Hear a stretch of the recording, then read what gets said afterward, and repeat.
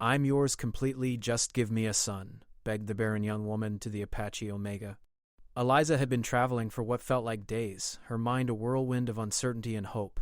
The ship's engines hummed quietly as she stared out at the rugged landscape of the barren planet below. Crimson Ridge, what a strange, desolate place it was. But it was her last hope. The stories of the Apache Omegas, ancient humans who supposedly carried the power to heal and restore, had reached her ears in the distant colony she had called home. And now she had arrived at the edge of that very world, desperate to find what she had heard about. She had tried everything. The doctors in her colony, high-tech physicians who relied on the latest advancements, had told her that her body was broken, that no medicine could fix what was inside her. Eliza's heart had sunk with each diagnosis, each failed attempt to carry a child.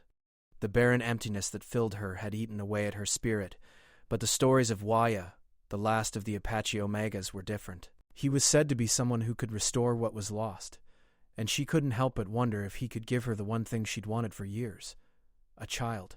As Eliza stepped off the transport ship, the hot wind of Crimson Ridge rushed past her. The air was thick with dust, and the sun beat down relentlessly. The frontier town sprawled before her, a collection of wooden buildings surrounded by wild terrain and mountains in the distance, a far cry from the sterile, controlled environment she'd come from. Here, everything was raw and untamed, just like the legend of Waya, the man she had come to find. Crimson Ridge was a hard place. It wasn't a city. It was a settlement built on survival, with miners, traders, and explorers who lived off the land's meager offerings. People lived in constant struggle with the planet's harsh conditions, and Eliza couldn't help but feel a strange excitement in the midst of it all. This was where she would find Waya. She didn't know how or when, but she was determined. She walked through the town, asking around for information. People were suspicious of her, a lone woman with no particular reason to be there except a desperate plea for help. But the stories persisted. Waya lived at the edge of town, near the hills. He was a man of few words, they said, and he only helped those who proved themselves worthy. After hours of searching and navigating the dusty roads, Eliza finally found herself standing before a small, weathered cabin. It was unlike any other building in Crimson Ridge. It was simple, made of timber and stone, with a small garden of herbs growing in front. The air around the cabin seemed to hum with something Eliza couldn't quite place, a deep connection to the earth. Was she truly ready for this? Her heart beat faster as she stepped closer to the door. She knocked softly, unsure of what to expect. A few moments later, the door creaked open, revealing a tall figure standing in the doorway. His skin was weathered by years of exposure to the harsh elements, and his dark eyes seemed to pierce through her, reading her every thought. His hair, long and black, fell loosely over his shoulders, and his expression was unreadable. "You found me," he said, his voice deep and steady. There was no greeting, no warmth, just a statement of fact. He knew why she was here, and yet he made no move to welcome her. Eliza took a deep breath, gathering her courage. "I've heard about you, about your gift." Her voice trembled slightly. She was exhausted, both physically and emotionally, but she needed this. She needed him. Waya remained silent for a long moment, studying her. His gaze seemed to weigh her down, and for a second Eliza felt like she might turn and run, but she stood her ground, her hands trembling at her sides. "I need your help," she said, her voice firmer this time. "I can't have children. I've tried everything, but nothing works. I've heard that you—" "Huh, I know what you've heard." Waya cut her off, his tone more patient than she had expected. "You've come looking for a miracle. But nothing in this world is free. If you seek my help, you must understand what it means." Eliza nodded quickly. "Desperate. I'll do whatever it takes. Please, I just need a child. I've waited for so long." Waya's eyes softened slightly, but only for a moment. "You don't know what you're asking. This isn't a simple request. It's more than just a matter of healing. There's a bond you must form, a trust you must earn." He stepped back, allowing her to enter the cabin. Inside, the cabin was humble but cozy. The walls were lined with shelves filled with books, tools, and what looked like herbs and artifacts from old times. The air smelled of earth, firewood, and something she couldn't quite identify. Something ancient. Waya led her to a chair by the fireplace, where a low fire crackled softly. "There are trials you must undergo," Waya continued, his voice steady. "This land doesn't give freely. You must prove that you're worthy of its gifts, and that means testing your body, your mind, and your spirit. She hadn't expected this. She thought it would be simple, a treatment, a cure, and then a child. But this was something else entirely. What kind of trials, she asked, trying to mask the fear in her voice. Survival, Waya replied. You will learn the ways of this land. You will face its dangers and its challenges. Only then will I know if you are worthy of what you seek. Eliza's mind raced, but her desire for a child was stronger than anything else. She had come this far, and there was no turning back now. I'll do it, she said, her voice firm despite the nerves running through her. I'll prove myself. Very well. Tomorrow, the trials begin. The next morning, the sun rose over the hills of Crimson Ridge, painting the sky with hues of orange and red. Eliza had slept little the night before. Her mind had raced with questions and doubts. The trials Waya spoke of felt daunting, and she wasn't sure what to expect. Still, her determination hadn't wavered. She had come this far, and there was no turning back. Waya stood outside his cabin, waiting for her. His figure was tall against the rising sun, the edges of his silhouette sharp and defined. Eliza approached him, her heart thudding in her chest. Are you ready? Waya asked, his voice calm but firm. I'm ready, Eliza replied, trying to steady her breath. She couldn't show him her fear. Not now. Waya nodded and gestured for her to follow him. The land around the cabin was vast and wild, stretching out in every direction. It was beautiful in its rawness, the kind of beauty that only the untouched earth could offer.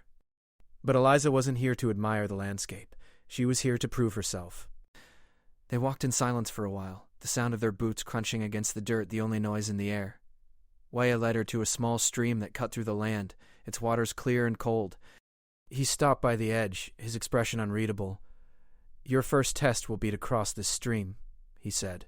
The current is strong, and the rocks are slippery. Many who've come before you have failed. Eliza looked at the stream. The water flowed swiftly, the rocks jutting out like obstacles waiting to be conquered. The challenge was clear. Cross the stream without falling. It seemed simple enough, but Eliza knew that nothing in this land was ever truly simple. She stepped forward, feeling the coldness of the air as she approached the water. Waya stood back, watching her carefully. She could feel his eyes on her, assessing her every move. Taking a deep breath, Eliza stepped onto the first rock. It was slippery underfoot, and for a moment she felt her balance waver. But she quickly regained her footing, stepping carefully from one rock to the next. The cold water splashed against her legs, making her skin tingle, but she didn't stop. Her mind was focused, and every step she took brought her closer to the other side. As she neared the final rock, her foot slipped on the wet surface. She gasped, her heart racing as she felt herself start to fall. But just before she lost her balance completely, a strong hand reached out to steady her. Waya's grip was firm, and he pulled her back to her feet.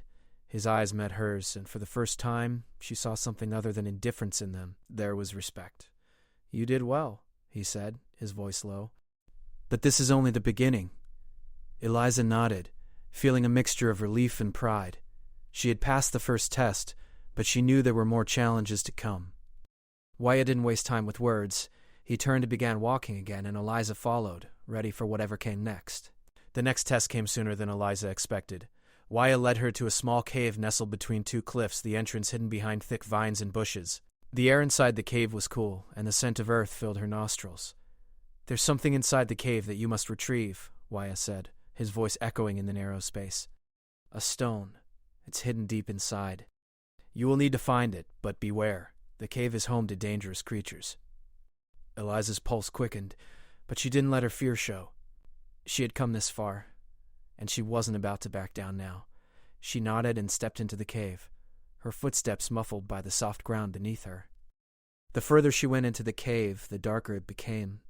Her breath echoed in the silence, and the only light came from the small lantern she carried in her hand. As she ventured deeper, she felt the hairs on the back of her neck stand up. She couldn't see anything in the dark, but she could feel the presence of something watching her. Suddenly there was a rustling sound from behind a nearby rock. Eliza froze, her heart racing. Something moved in the shadows, and she instinctively gripped the lantern tighter. She wasn't sure what to expect, but she knew she had to stay calm.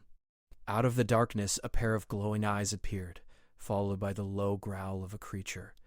Eliza's breath caught in her throat as she faced the creature, a large reptilian beast with sharp claws and teeth that gleamed in the dim light.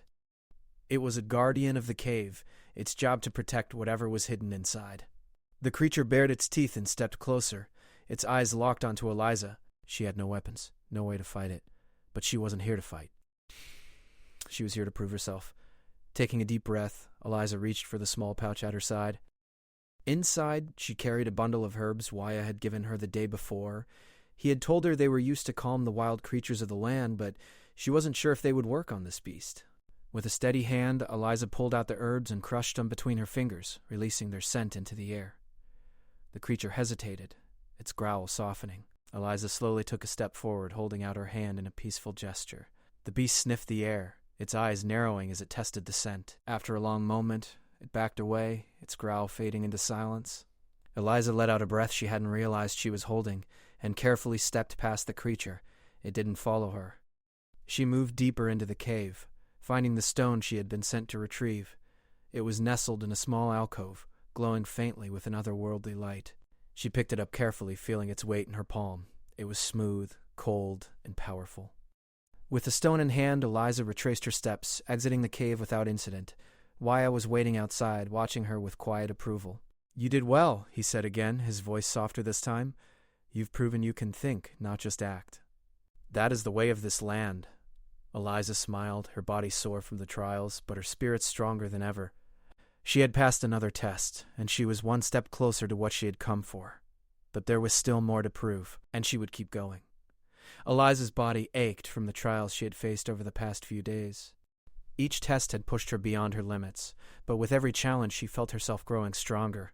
The trials had been more than just physical tests. They had been lessons in survival, patience, and understanding the land.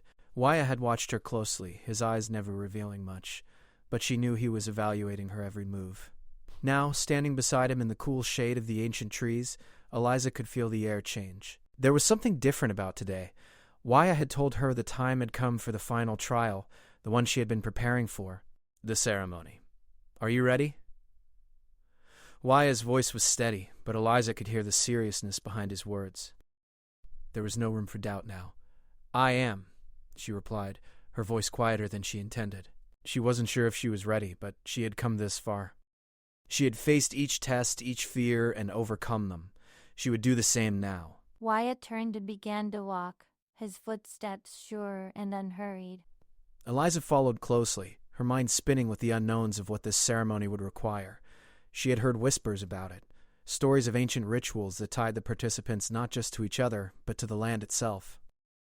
She had learned of the Omega bond that Waya carried, a gift from his ancestors that connected him to the earth in ways that no one else could understand. The ceremony would bind them together in more than just body. It would be a union of spirit, mind, and the very earth beneath their feet. She had asked Waya about it before, but he had remained silent, offering only the smallest hints about what would come. They arrived at a clearing, a sacred spot far from the town of Crimson Ridge, where the wind whispered through the trees and the land seemed to hum with ancient energy. Eliza could feel it now, an invisible connection to everything around her, as if the very earth beneath her feet was alive, watching, waiting. At the center of the clearing stood a large stone, worn smooth by time. It was covered in strange symbols Eliza didn't recognize, but which seemed familiar in some way. Waya stopped before the stone and turned to her. "This is where it begins," he said. "We will join with the land and with each other. Only then will you receive what you seek." Eliza nodded, her heart pounding in her chest. She could feel the weight of the moment pressing down on her, the air thick with expectation. She had come for a child, yes, but she had also come for something deeper, a connection to something greater than herself, something ancient. Waya moved to stand beside the stone, and Eliza did the same. He held out his hand, and she took it without hesitation. The touch of his skin against hers was electric, like a spark that traveled up her arm and settled deep within her chest. "We will begin now," he said. "Follow my lead." Waya began to chant softly, his voice low and steady. The words were foreign to Eliza, but there was a rhythm to them that felt right. She closed her eyes, letting the sound of his voice wash over her. It was as if the world had fallen away, and all that remained was the pulse of the earth beneath her feet, the steady beat of life itself. As Waya continued to chant, the ground beneath them began to vibrate, faintly at first, then more strongly. Eliza's heart raced, the energy in the air growing thicker, more intense. She felt the connection between them deepening, the bond strengthening, until it felt as though they were no longer two separate beings but one, joined by something far older and more powerful than either of them. Waya's chanting grew louder, more insistent, and Eliza could feel the power of it surging through her. It was a strange sensation, as if her body were both part of her and part of the earth itself. She could feel the soil, the rocks, the very trees around them, all connected by an invisible thread that linked her to everything around her. Then, without warning, Waya stopped. The silence that followed was deafening, but Eliza did not open her eyes. She felt a strange warmth spread through her body, a sensation she could not explain. Her heart began to race, and she could hear the sound of her breath in her ears, faster now, as if it were in time with something else. "Open your eyes," Waya's voice broke through the stillness. Eliza opened her eyes slowly, and what she saw took her breath away. The stone before her was glowing now, a soft golden light that seemed to pulse with the rhythm of her own heartbeat. The symbols etched into the stone shimmered as if alive. It was as though the land itself had come alive, responding to the ceremony, to the bond they were forming. Waya stepped closer to her, his eyes locked onto hers. He reached out, his hand warm against her cheek, and for a moment Eliza forgot everything, her fears, her doubts, even her longing. All that mattered was the connection between them, the deep bond that had been formed in the silence of the ceremony. "This is the final step," Waya said softly. "You must trust completely now. Let go of everything that holds you back." Eliza took a deep breath, feeling the warmth of his hand on her skin, the pulse of the earth beneath her feet, and the steady rhythm of her own heart. She closed her eyes again, letting go of everything she had been holding on to, the fear, the longing, the uncertainty. She opened herself fully to the ceremony, to the land, and to Waya, and then she felt it. It was as if something inside her shifted, as if a door had opened deep within her soul. She could feel the energy of the land flowing through her, filling her, connecting her to Waya in a way she had never imagined. The bond between them deepened, and she could feel the presence of something new, something powerful, growing inside her. Waya's voice echoed softly in her mind, a whisper that seemed to come from the very earth itself. "It is done," he said. "The gift has been given." Eliza opened her eyes, and for the first time she saw the future before her, a future that was no longer defined by her past, but by the bond she had formed with Waya and the land. The path ahead was uncertain, but for the first time in years she felt a deep sense of peace. As she looked into Waya's eyes, she realized that she had not just received what she had come for, a child, but something more profound. She had found a place where she truly belonged, a place where she was connected to the land, to Waya, and to something greater than herself.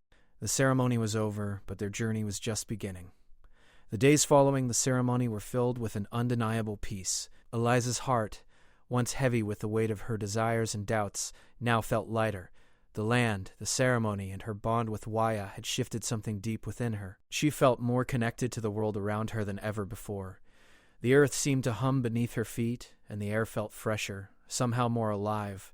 Eliza had expected the days after the ceremony to be full of uncertainty, filled with questions of what the future would hold, but instead she felt a strange calm. It was as if the answers had already been written, waiting for her to find them. Waya had told her that the land and their connection to it would give her the strength she needed, and now she could feel that strength growing inside her. She spent her days learning more about the land and the people who had once lived here. Waya spoke to her of his ancestors, of the Apache Omegas who had called this place home long before the colonists had arrived. Their ways were simple, connected to the earth and guided by respect for nature's balance. Waya was the last of his kind, but through him, Eliza began to understand what it meant to truly live in harmony with the land. One morning as the sun rose over Crimson Ridge, Eliza found herself standing by the edge of the river that ran through the land. She watched as the water flowed smoothly, its surface reflecting the golden light of the dawn. She had always found peace by the water, but today felt different. The water seemed to call to her, as if it carried a message she had yet to understand. Eliza knelt by the river's edge and dipped her fingers into the cool water. The sensation was calming, grounding, and she could feel the earth beneath her pulse. Her heart began to beat in time with the flow of the water, the rhythm of the land. A rustling sound behind her made her turn. Waya stood a few paces away, watching her with a quiet, thoughtful expression. "It's time," he said simply. Eliza's heart skipped a beat. Time for what? she asked, her voice barely above a whisper. To see if the land has given you the gift you asked for, Waya replied, his voice low but filled with meaning. Was it really time? She had felt the changes, the bond between her and the earth, but she wasn't sure if it was enough. She wasn't sure if she was ready. Waya stepped forward, his eyes meeting hers. You've already proven your worth, Eliza. The trials, the ceremony, it was all part of your journey. But this is the final step. The final step. Eliza's breath caught in her throat. She had come so far, and now she could feel the weight of the moment pressing down on her. This was what she had been waiting for, the chance to see if the gift, the child she longed for, had been given to her. Waya reached out and placed a hand gently on her shoulder. The earth has been listening, now you must listen to it too. Eliza nodded, her fingers still resting in the cool water. She closed her eyes, letting her senses open to the world around her. The wind brushed softly against her skin, the distant calls of birds echoed through the trees, and the river's steady flow was a constant rhythm in her mind. She focused on that rhythm, allowing it to guide her, to connect her to the land, to Waya, and to everything that had come before her. For a long moment, Eliza felt nothing but the peace of the land. She opened her eyes and looked at Waya, unsure of what had happened, but knowing in her heart that something had changed. The bond they shared had grown deeper, more powerful. Waya watched her with understanding in his eyes. He didn't speak at first. Instead, he knelt beside her, placing his hand over hers in the water. Together they sat in silence, connected to the land and to each other. Then Eliza felt it. A warmth, subtle but undeniable, spread through her body. It started in her chest, deep within, and slowly radiated outward. She gasped as the feeling grew stronger, more intense. It was like a new life had begun inside her, a tiny spark of something new, something alive. She looked at Waya, her eyes wide with awe. It's happening, she whispered. Waya's face softened, and he nodded. The land has answered. You've been given what you sought. Eliza's heart raced as she realized what had just happened. She had felt it. The change, the growth, the beginning of new life. She placed a hand gently over her stomach, as if to cradle the spark that had begun inside her. I'm carrying a child, she murmured, disbelief and joy swirling within her. Waya nodded again, his voice steady and filled with quiet strength. Yes, a child who is part of the land, part of us. Tears filled Eliza's eyes as the full weight of the moment hit her. She had come to Crimson Ridge searching for a miracle, for something she wasn't sure could be found. But now she knew that she had received more than she ever imagined. She had found not just a child, but a deep connection to Waya, to the land, and to a future she could now see unfolding before her. For the first time, Eliza understood what Waya had meant when he said that the land would give her strength. It wasn't just about the child. It was about the journey she had taken, the bond she had formed, and the peace she had found in the rhythm of the earth. Waya stood, extending his hand to her. Come, he said gently. There is much to be done. The child will need our care, and you will need time to prepare. But for now, we take this moment to honor what has been given. Eliza took his hand, rising to her feet, and together they stood by the river, watching as the sun rose higher in the sky. The future stretched out before them, uncertain but full of promise. And for the first time in a long while, Eliza felt ready to face whatever came next. The land had given her what she had longed for, but in return she had also given herself, to Waya, to the earth, and to the new life growing inside her. It was the beginning of something new, something profound, and as she looked to the horizon, Eliza knew that this was just the start of her journey.